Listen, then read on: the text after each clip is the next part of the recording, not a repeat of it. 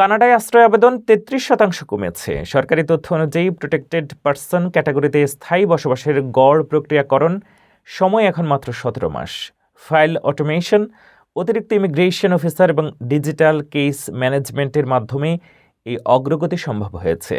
বর্তমানে অপেক্ষমান আবেদনকারী প্রায় ৯৫,৯০০ জন। কানাডায় আশ্রয় আবেদন উল্লেখযোগ্যভাবে কমছে।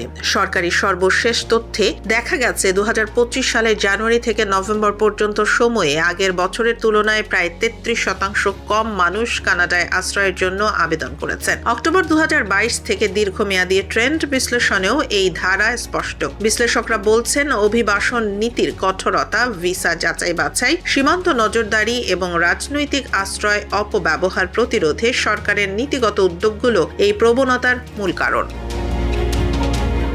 ২০২৩ সালের মাঝামাঝি সময়ে আশ্রয় আবেদন সর্বোচ্চ পর্যায়ে পৌঁছেছিল, কিন্তু ২০২৪ সালের শেষ থেকে ধারাবাহিকভাবে আবেদন কমতে শুরু করে। ২০২৫ সালে এই সংখ্যা আরও নিম্নমুখী।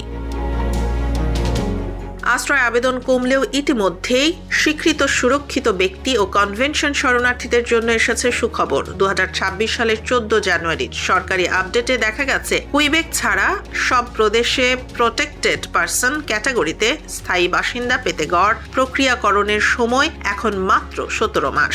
সিদ্ধান্তের জন্য অপেক্ষমান আবেদনকারী প্রায় ৯৫,৯০০ জন। বিশেষজ্ঞরা বলছেন, এটি কানাডার শরণার্থী ব্যবস্থায় একটি ঐতিহাসিক পরিবর্তন।